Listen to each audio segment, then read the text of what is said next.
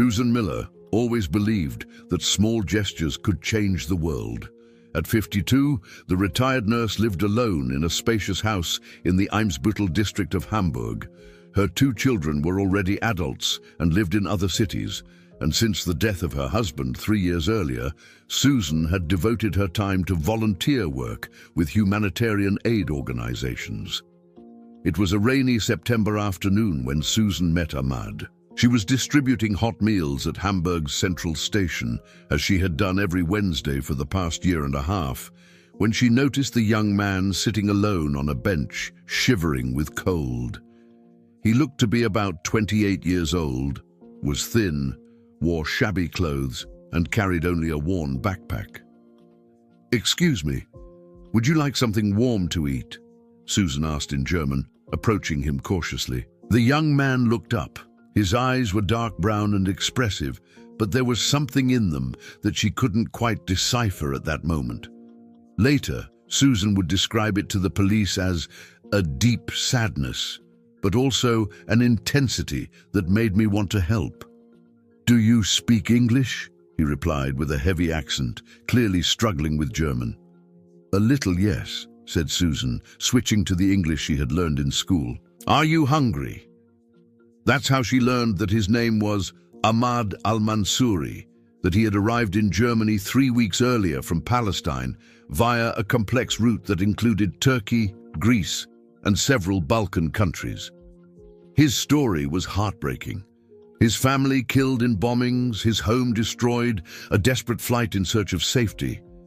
Susan listened with a heavy heart. As a nurse, she had seen a lot of suffering, but there was something about the way Ahmad told his story that touched her deeply. He spoke in vivid detail about the loss of his mother, about how he held his younger sister's hand as she died in the rubble of their home. "I have nowhere to sleep tonight," Ahmad said, lowering his eyes. "The shelter is full, and I don't know what to do." It was at that moment that Susan made the decision that would change her life forever. "You can stay at my house tonight," she offered, surprising herself with her own words. "Just for tonight, until you find something better." Ahmad's face lit up with what seemed like genuine gratitude. "Really? You would do that for a stranger?" "We're all human," Susan replied, repeating a phrase she always said to her volunteer co-workers. "Sometimes we need to help each other." What Susan didn't know was that Ahmad had spent the last 2 hours observing volunteers at the station, studying their routines, identifying who would be the ideal victim for his plan. He had rejected 3 people before her: an elderly man, too frail to be useful; a young woman with children, too complicated; and a couple, too many variables. But Susan Miller was perfect. A middle-aged woman, alone, clearly well off, and most importantly, with a heart too big for her own good. As they walked together to Susan's car, Ahmad observed everything with trained eyes. The model of the car, a 3-year-old BMW, indicating money but not ostentation. The way she handled her purse, wallet visible, credit cards organized. The neighborhood they were heading to, residential, upper-middle class, houses with gardens. "Do you live alone?" he asked casually during the drive. "Yes, since my husband passed away," Susan replied, focused on the traffic. "My children live in other cities now. Sometimes it gets too quiet." Ahmad nodded sympathetically, but mentally he was taking notes. Recently widowed, emotionally vulnerable, distant children, large house, probably with few people visiting her regularly. It was better than he had expected. Susan's house was exactly what Ahmad had imagined. 2 stories, a well-kept garden, a quiet neighborhood where people greeted each other politely but were not intrusive. Perfect for what he had in mind. "It's very beautiful," said Ahmad, looking at the front of the house. "Thank you," replied Susan.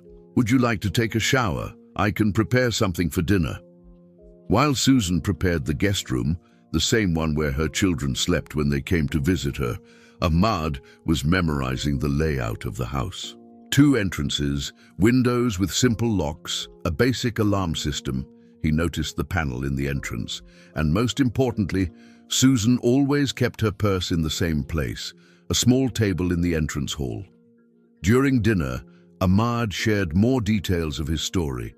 He talked about how he worked as a translator in Ramallah, how he knew 4 languages, how he had studied engineering before the war intensified.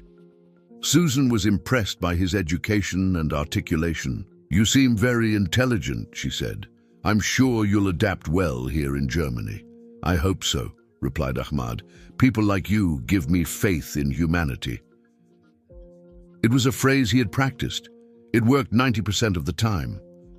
That night, while Susan slept soundly upstairs, Ahmad didn't close his eyes. He silently explored the house, photographed important documents he found, passport, bank statements, information about her children, tested all the locks, and memorized her nighttime routine. He noticed that she took sleeping pills. Widows often suffered from insomnia, which would be useful later. When Susan woke up the next morning and went downstairs for breakfast, she found Ahmad already awake, sitting politely in the kitchen. "I hope I didn't disturb you," he said with a smile. "I wanted to make breakfast to thank you, but I didn't know where things were." "How thoughtful," Susan replied, genuinely touched. "But you're my guest. Let me cook for you." Over breakfast, Ahmad casually mentioned that he had tried to contact some social services, but they were all overwhelmed. It would take at least a week to find him a place in an official shelter. Susan hesitated only for a moment before making the offer Ahmad was waiting for. "You can stay here for a few days," she said, "until everything is sorted out. The room is empty anyway." "Are you sure? I don't want to be a bother." "It's no bother at all. In fact, it will be nice to have company." It was at that moment that Ahmad knew he had found his perfect victim, and Susan Miller had just opened her home and her life to a predator who had spent the last 5 years perfecting the art of exploiting the kindness of others. What she couldn't have imagined was that Ahmad al-Mansouri was neither Palestinian, nor a refugee, nor a victim of war. His real name was Dmitry Volkov. He was Bulgarian, and Susan had just become the target of the most sophisticated criminal operation he had ever planned. During that first week, Ahmad behaved like the ideal guest. He helped with household chores, cooked dishes he said were from his homeland, and listened patiently as Susan talked about her life, her fears, her hopes. He was the perfect listener, attentive, empathetic, always asking the right questions.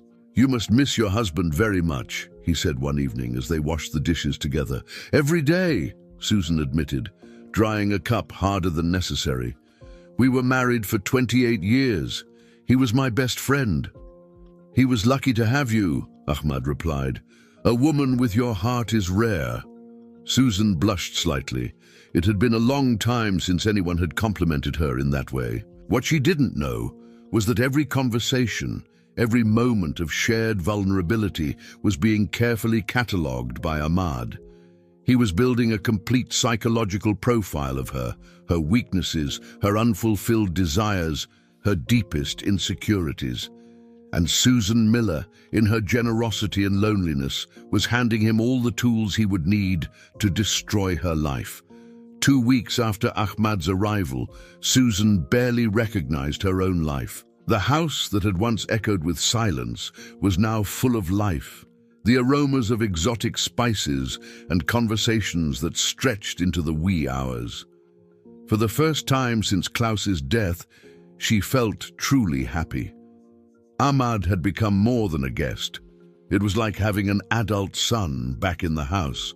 He insisted on doing the grocery shopping, cooked dinner every night, and had even fixed the kitchen faucet that had been leaking for months. "Shouldn't you be looking for your own place?" Susan asked one Tuesday morning, but without much conviction. The truth was that the idea of him leaving made her anxious. "I've talked to a few people," Ahmad replied vaguely, stirring his coffee.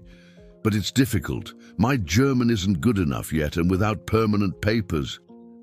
Susan felt a pang of guilt. How could she pressure someone who had already lost so much? What she didn't know was that Ahmad hadn't looked into anything at all. Instead, he had spent the last 2 weeks studying every aspect of her life. He knew that she received a generous pension from the German government, that she had a substantial savings account inherited from her husband, and that her children, Michael and Sarah, only called once a week, always on Sunday evenings. More importantly, he had discovered that Susan had suffered from anxiety attacks since her husband's death, took medication for depression, and had few close friends. She was the perfect victim, isolated, vulnerable, and wealthy. "Susan," Ahmad said that evening, his voice thick with emotion, "I need to tell you something." They were sitting in the living room, Susan knitting, and Ahmad leafing through a German book he was pretending to study. "What is it?" she asked, putting her knitting aside. "I got a call today from immigration." He paused dramatically. "They want to deport me." Susan's face drained of color. "What do you mean? Why?" "They said my case doesn't have enough evidence, that I can't prove I'm really from Palestine." Tears welled up in his eyes, tears Ahmad had learned to produce on command. "They're going to send me back, and I'll die there." Susan immediately stood up and went to him. "That's absurd. You have the right to a lawyer. You have the right to a hearing." "They said I can contest it, but I need a good lawyer, and I don't have the money for that. The free lawyers already have too many cases." It was at that moment that Ahmad planted the first real seed of his trap. "How much does a lawyer cost?" asked Susan, already knowing where the conversation was going. "About 5,000 euros, maybe more. But I can't accept your money, Susan. You've already done too much for me." "Nonsense," said Susan firmly. "You can't be deported. I won't allow it." Ahmad protested formally, but inwardly he smiled. It was easier than he had imagined. In the following days, Susan withdrew 6,000 euros from her savings and gave it to Ahmad to hire the lawyer. He acted as if he were receiving a priceless gift, promising to return every penny as soon as he was able to work legally. What Susan didn't know was that there was no deportation process, no call from immigration, no lawyer. The money went straight into Dmitry Volkov's Bulgarian bank account. But that was just the beginning. "Susan, can I ask you for one more favor?" Ahmad said a week later. "I know it's a lot, but sure, what do you need?" "The lawyer said it would be easier if I had a fixed address registered. If you could register me as a temporary resident here, it would only be for a few months until we get everything sorted out." Susan hesitated for just a second. Registering someone at her home had legal implications, but Ahmad had become such a part of her life. "All right," she said finally. "Let's go to the Burger Bureau tomorrow." Ahmad hugged her with apparent gratitude, but inside he was calculating his next move. With official residence at Susan's house, he would have access to government benefits, could open a German bank account, and most importantly, establish a legal presence that would make it much more difficult for Susan to get rid of him when she discovered the truth. During the 3rd week of October, Ahmad introduced a new element into his manipulation: subtle jealousy. "Your friend Jennifer doesn't seem to like me very much," he commented after the neighbor had visited. "Why do you say that?" Susan asked, genuinely surprised. "The way she looked at me when you talked about the lawyer, as if I were a freeloader." Ahmad sighed sadly. "Maybe she's right. Maybe I'm being a burden to you." "Don't say that!" Susan protested more vehemently than she intended. "Jennifer is sometimes overly protective. She doesn't know you like I do." It was exactly the reaction Ahmad wanted. He was systematically creating an us versus them mentality, making Susan feel she needed to defend him against the judgment of others. In the weeks that followed, whenever anyone expressed concern about Ahmad, Jennifer, the mailman who noticed the strange young man, even Sarah during a phone call, Susan became defensive. She began to mention her guest less often to avoid uncomfortable comments. Ahmad was slowly isolating his victim. The turning point came on a Thursday night in late October. Ahmad had prepared a special dinner and opened a bottle of expensive wine he had bought to celebrate hiring the lawyer. "Susan," he said when they finished eating, his voice soft and hypnotic, "you saved my life, literally." "Anyone would have done the same," she replied, already a little dizzy from the wine. "No, they wouldn't. You're special." He leaned forward, looking directly into her eyes. "I was thinking, after all this is over, after I get my papers, I'd really like to stay in Germany, here, close to you." Susan felt her heart race. There was an implication in his words that she didn't want to examine too closely. "Ahmad, I know there's a 24-year age difference between us," he continued. "I know it might seem strange, but age is just a number when two people truly connect." And then he did something that changed everything. He gently took her hand. Susan didn't pull her hand away. It had been so long since anyone had touched her tenderly. "You don't have to say anything right now," Ahmad murmured. "I just wanted you to know how I feel." That night, Susan lay awake late into the night, staring at the ceiling. Could it be possible? Could a young, intelligent man like Ahmad really be interested in her? Dmitry Volkov, in the next room, was also awake. But he was busy sending messages to his contacts in Bulgaria, updating them on the progress of the operation. Phase 2 had been successfully completed. Susan Miller was now emotionally and financially invested in him. The next step would be to take complete control of her life. And for that, he would need to break her resistance completely. The change in Ahmad was subtle at first. Little things that Susan tried to ignore, but which accumulated like storm clouds on the horizon.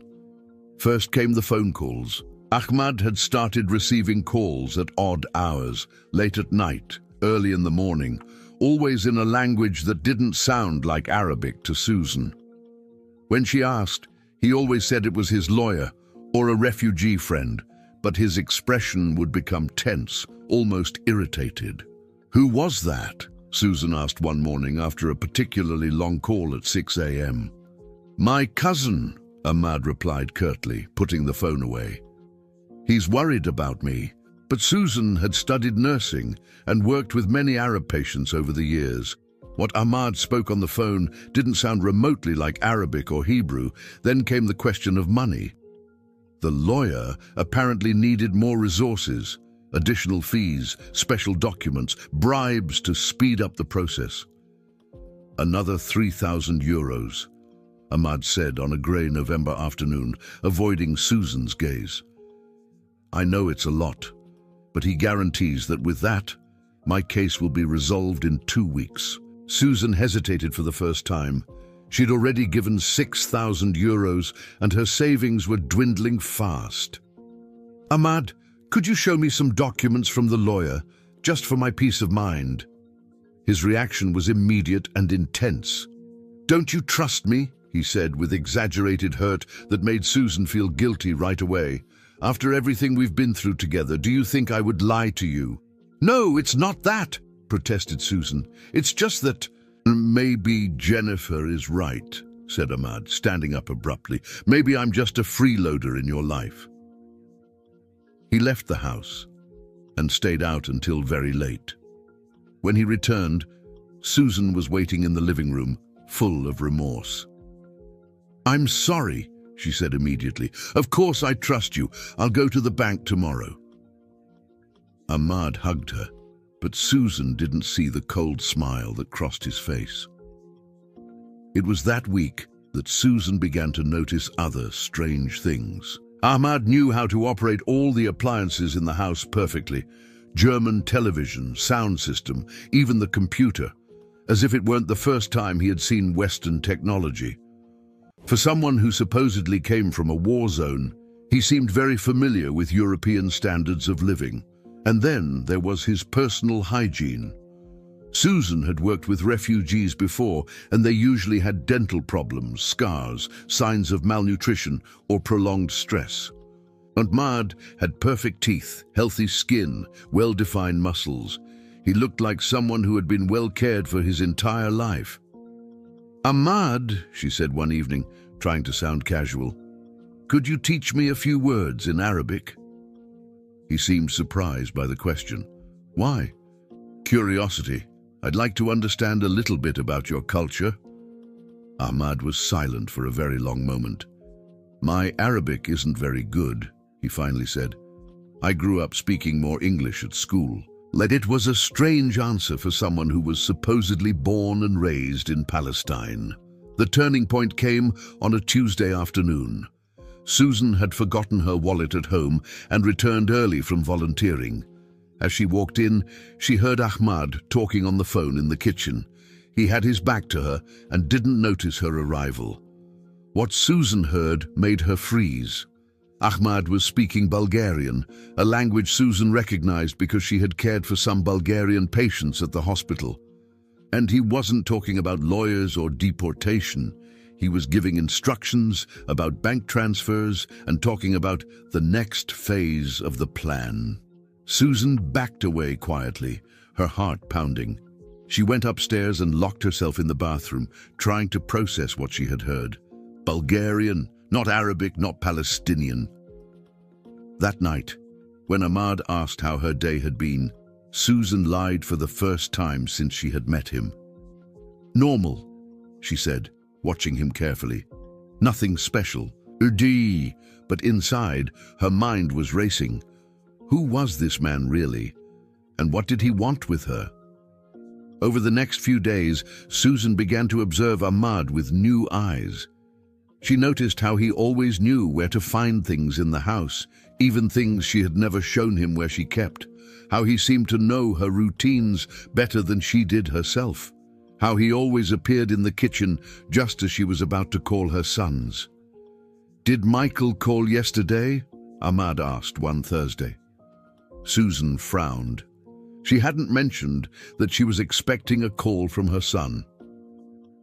"How did you know he was going to call?" "You said he always calls on Thursdays," Ahmad replied quickly, but Susan was sure she had never said that. The last straw came when Susan decided to test a theory. On a Friday morning, she told Ahmad she was going out shopping, but in fact, she just went to the corner and came back after 10 minutes. She found Ahmad in her husband's office, fiddling with the computer. "What are you doing?" she asked from the doorway. Ahmad jumped as if he had been shocked. "Susan, you're back early. What were you doing on my computer?" "I was trying to send an email to the lawyer. My phone isn't working properly." But the screen showed something completely different. It showed Susan's online bank account, which she had left saved in the browser. "Ahmad," Susan said, her voice trembling slightly, "I need you to be honest with me. Who are you really?" For a moment the mask almost slipped. Susan saw something flash across his eyes, something cold, calculating, dangerous. But then he reverted to being the vulnerable refugee she had taken in. "Susan, you're scaring me. Why are you asking this?" "Because you're not Palestinian," she said, finding courage she didn't know she had. "I heard you speaking Bulgarian on the phone." The silence that followed was heavy as lead. Ahmad stared at her for a long moment, and Susan saw the exact instant when he decided to stop pretending. His face changed completely. The gentle expression disappeared, replaced by something cold and predatory. "Very well, Susan," he said, his voice now devoid of any trace of the accent she had known. "You've found out. The question now is, what are we going to do about it?" Susan felt the blood freeze in her veins. The man standing before her was no longer Ahmad, the vulnerable refugee she had taken in. He was someone completely different, and she had just discovered that she was trapped in her own home with a complete stranger. "Sit down," said the man she knew as Ahmad, but his voice now had a coldness that made Susan shudder. It was no longer a request, it was an order. Susan remained standing in the office doorway, every instinct screaming at her to run. But where to? He was between her and the exit. "My name is Dmitry Volkov," he said, as if introducing himself at a business meeting. "I'm Bulgarian, I'm 31, and this," he gestured around, "is what I do for a living." "What do you want?" Susan asked, surprised that her own voice sounded firmer than she felt. Dmitry laughed, a humorless sound that had nothing to do with the warm laughter she had grown accustomed to hearing. "Initially, you're $45,000 in savings, but you've become so cooperative that I've decided to expand the plan." Susan felt nauseous. "You stole my money."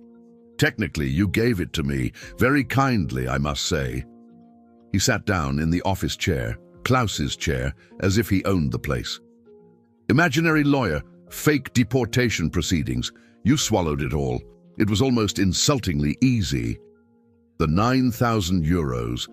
They're in an account in Sofia, along with the money from the other 6 women over the last 2 years. Dmitry studied his fingernails casually. "You're not special, Susan. You're just more efficient than the others." Susan's blood boiled, but she forced herself to remain calm. "What do you mean by expand the plan?" "Well, I found out that you own this house worth about 280,000 euros. You have a small monthly pension, but what really interested me was your children's bank power of attorney." Susan froze. The power of attorney was something Klaus had insisted she set up after he died, a way for her children to help her with finances if she became incapacitated. "How do you know about that?" "Documents are easy to find when you know where to look, and lonely people talk a lot when they think someone cares."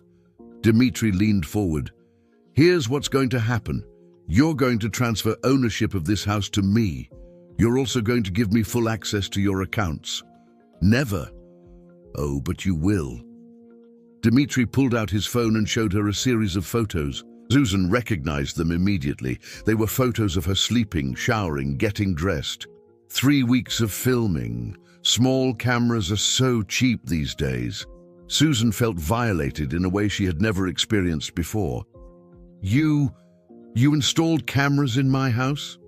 "In our house," he corrected her, "and these photos are already saved on several servers. If you don't cooperate, they'll go to your children, your former co-workers, your church.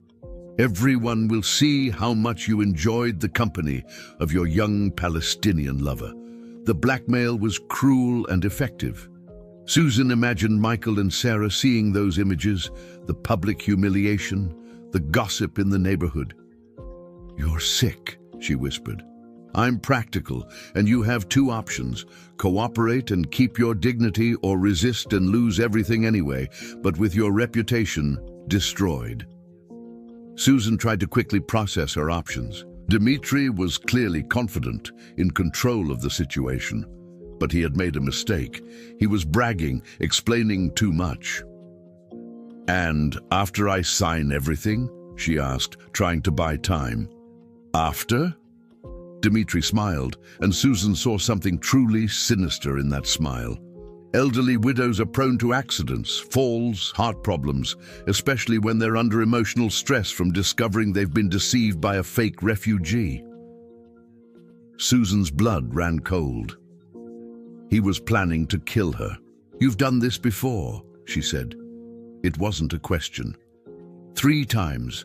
Always women alone, always too generous for their own good. Dmitry rose slowly. "The difference is that you found out too soon. The others never suspected until the end." Susan knew she had no options. But then she remembered something. Her experience as a nurse had taught her to remain calm in crisis situations. And there was one thing Dmitry didn't know. "All right," she said, trying to sound defeated. "You win, but I need to go to the bathroom first. Please." Dmitry studied her for a moment, then shrugged. 5 minutes, and leave the door open. "Please, a little dignity." 3 minutes, door closed. "But if you take longer, I'll break it down." Susan nodded and left the office, feeling his eyes on her back. She climbed the stairs with trembling legs, but as soon as she reached the bathroom, her mind went into survival mode. She didn't go to the bathroom. Instead, she ran quietly to the bedroom and grabbed the landline phone from the nightstand, an old phone that Dmitry had probably forgotten about, focused as he was on her cell phone. With trembling hands, she dialed the police number. "Emergency police," a voice answered. "My name is Susan Miller," she whispered quickly. "I'm at home with a man who is threatening me. He's not who he says he is. Footsteps on the stairs. Dmitry was coming up. "Address," the operator said urgently. Susan gave the address quickly and hung up, pushing the phone under the bed just as Dmitry appeared in the bedroom doorway. "What are you doing here?" he asked suspiciously. "I got my anxiety medication," Susan said, showing him a bottle of pills. "This situation is making me nervous." Dmitry relaxed slightly. "Go back downstairs. Now." As they descended the stairs, Susan prayed silently that the police would arrive in time. But she also knew she needed to keep Dmitry distracted to prevent him from discovering the call. "Dmitry," she said when they reached the living room, "can I ask you a question?" "What?" "How do you choose your victims?" He seemed surprised by the question, but his ego spoke louder. "It's a science. I look for middle-aged women, recent widows, socially isolated, with financial resources, but no experience with predators." "You are predictable. What about the other three? What happened to them?" "Morbid curiosity," Dmitry laughed. "The first had a heart attack after moving house. The second committed suicide out of shame after photos of her were leaked. The third had a very unfortunate fall down the stairs."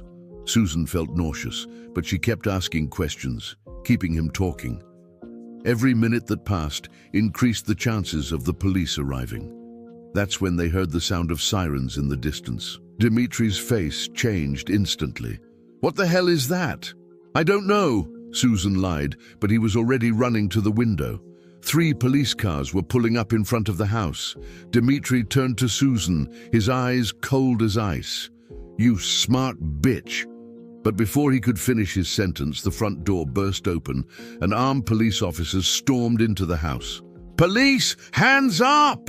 Dmitry hesitated for just a second, long enough for Susan to run away from him and scream, "He has hidden cameras, and he killed 3 women!"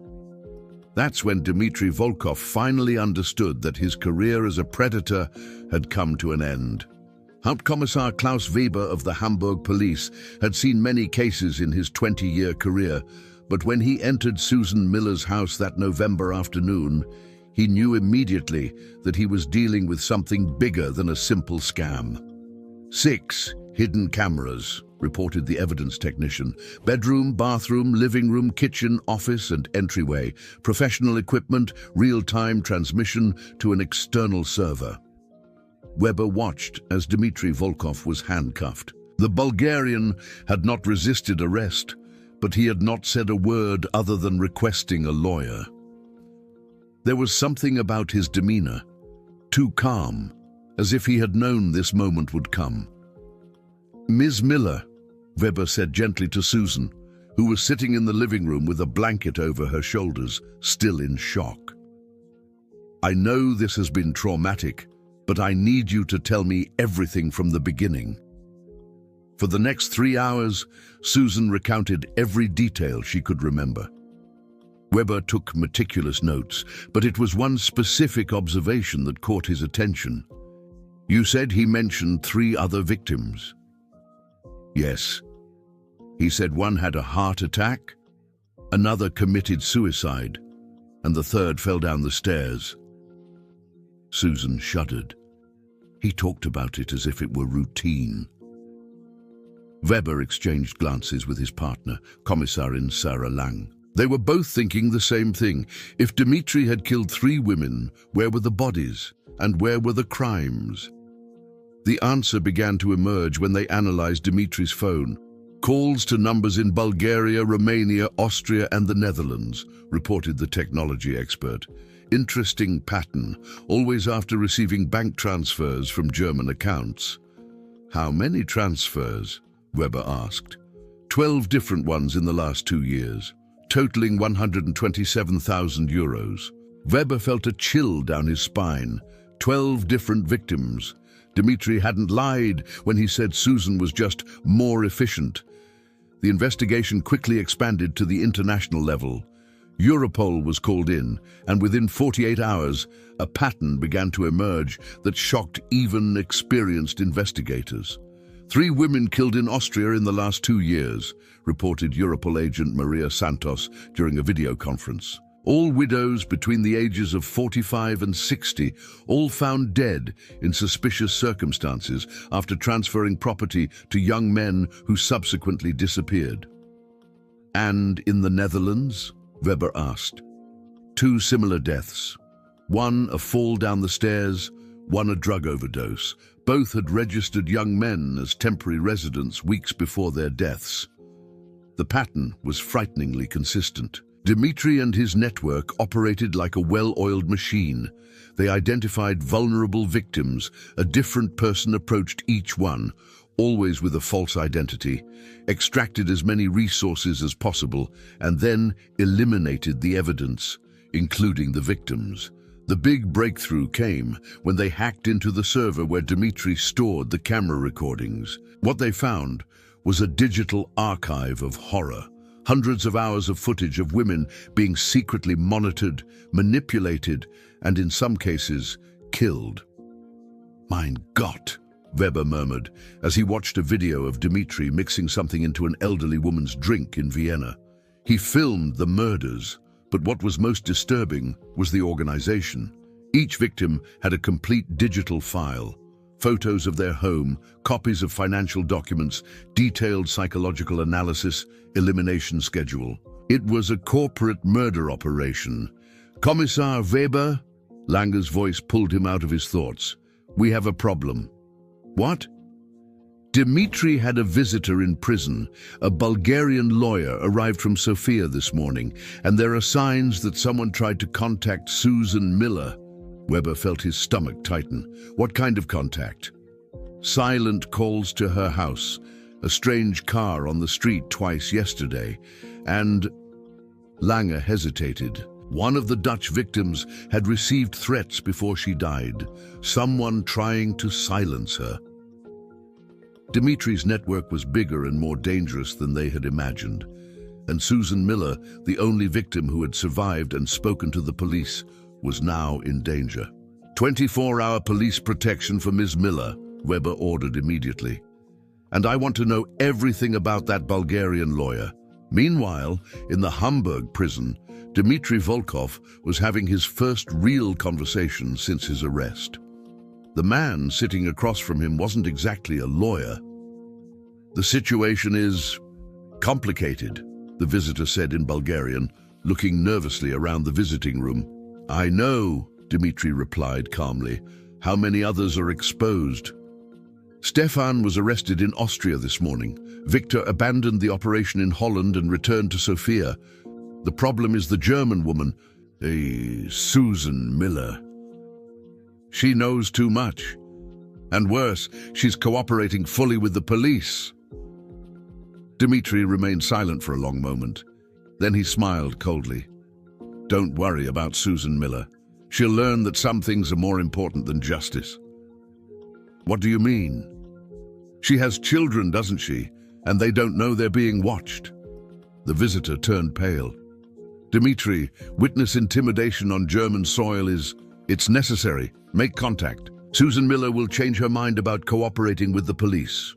At Susan's house, now under police protection, Weber was explaining the situation. Ms. Miller, we've discovered that this operation is much larger than we imagined. At least 7 women have been killed in the last 2 years, and you are the only survivor who can testify. Susan felt sick. 7 women. All like me? Widows, isolated, financially stable. The pattern is always the same. A young man presents himself as a refugee, builds an emotional relationship, extracts resources, and then they die, Susan finished. The problem is that we know there are other people involved. Dmitry didn't act alone, and they may try to silence you before the trial. That's when Susan's phone rang. "Don't answer it," the protection officer said immediately. But Susan recognized the number. It was Michael, her son. "It's my son," she said, picking up the phone. "Mom?" Michael's voice sounded strange, tense. "Mom, you need to stop talking to the police." Susan froze. "Michael, what's going on?" "There are some men here, Mom. They know where Sarah works. They know where I live. They say that if you keep helping the police..." The call was cut off. Weber was already on the phone, coordinating protection for Susan's children, but she knew the nightmare was far from over. Dmitry Volkov might be in prison, but his network was still active. And now, the war had become personal. The operation, coordinated by Europol, took place simultaneously in 4 countries on a cold winter Tuesday. In Berlin, Michael Miller was rescued from an apartment where he was being held by 2 Bulgarian men. In Munich, Sarah was escorted to safety before her captors realized that the police had located them. 17 arrests in 6 hours, Weber reported to Susan by phone. "We've dismantled most of the network." "Most?" Susan asked, noticing the hesitation in his voice. 3 of the key operators got away. They're probably already out of Europe." It was the frustrating reality of international crime. Even with significant success, there were always fish that slipped through the net. Dmitry Volkov's trial began in February 2024, 5 months after his arrest. Susan was the main witness, and each day in court was a battle against her own traumatic memories. "Ms. Miller," the prosecutor said during her testimony, "can you tell us how the defendant reacted when he found out you had exposed him?" Susan took a deep breath. "He said I wasn't special, that I was just another one, that he had killed 3 women before me, and that he planned to kill me too." The court fell silent. Dmitry, sitting at the defense table, watched her with cold, calculating eyes. Even in handcuffs and a prison uniform, he still exuded a disturbing arrogance. During the trial, horrific details emerged about the extent of the operation. The network had been operating for at least 5 years, victimizing not only the 7 confirmed women, but likely dozens of others whose deaths were catalogued as accidents or suicides. "The pattern was always the same," explained the organized crime expert. "Identification of vulnerable victims through social networks and local observation, approach with a false identity as a refugee or immigrant, emotional and financial manipulation, and elimination when the victim became a risk." Dmitry's defense tried to argue that he was just a pawn in a larger organization, that he had been coerced into participating. But the evidence was overwhelming. Hundreds of hours of footage clearly showed Dmitry in command of operations, instructing other members of the network. Susan had to watch some of these videos during the trial. Seeing Dmitry coldly planning her death, discussing how to eliminate her after extracting the maximum amount of resources, was an experience that left her traumatized for weeks. "The defendant exhibits classic psychopathy," declared the forensic psychiatrist. "A total lack of empathy, superficial charm used as a tool of manipulation, and a view of other people as mere objects to be exploited." The verdict came on a rainy March afternoon. Guilty on 7 counts of premeditated murder, 9 counts of fraud, 3 counts of extortion, and 1 count of forming a criminal organization. Sentence: life imprisonment without the possibility of parole. But for Susan, Dmitry's imprisonment was only the beginning of her own journey of recovery. "You saved many lives," Weber said when he met her on the steps of the courthouse after the sentencing. "If you hadn't called us that day..." "Other women would have died," Susan added. "I know, But that doesn't make it any easier to live with what happened. The truth was that Susan was never again the same person who had offered shelter to a stranger at a train station. The trust she had always had in human kindness was permanently shaken. She sold her house in Hamburg. She could no longer sleep there, knowing that hidden cameras had been filming her private life for weeks. She moved to a smaller town in Bavaria, near where Sarah lived with her family. "Mum," Michael said during a visit 6 months after the trial, "you can't blame yourself for what happened. You were trying to help someone." "I know," Susan replied, but they both knew she would carry that guilt for the rest of her life. The financial recovery was only partial. Of the $127,000 stolen by the network, only $31,000 was recovered. The rest had disappeared into offshore accounts or been spent by the criminals. More important than the money, however, was the issue of safety. Even with most of the network arrested, Susan knew there were people out there who saw her as a threat. She changed her phone number 3 times in the first year and never posted anything on social media again. In August 2024, almost a year after meeting Ahmad, Susan decided to return to volunteer work. But now her approach was different. "We need to educate people," she said during a lecture at a community center. "Predators like Dimitri count on our kindness and our loneliness. They study how to exploit the very qualities that make us human." Susan had become an advocate for raising awareness about crimes against vulnerable people. She spoke at churches, community centers, and widow support groups, teaching others to recognize the warning signs. "If something seems too good to be true, it probably is," she always said. "And if someone isolates you from your support networks, that's always a red flag." Dmitry Volkov was transferred to a maximum security prison where he will likely spend the rest of his life. But Susan knew that others like him were still out there, looking for lonely, vulnerable women. On a sunny September afternoon, exactly 1 year after meeting Dmitry, Susan was sitting in her new garden when the phone rang. "Susan Miller?" said an unfamiliar voice with a foreign accent. Susan felt her blood run cold. "Who is this?"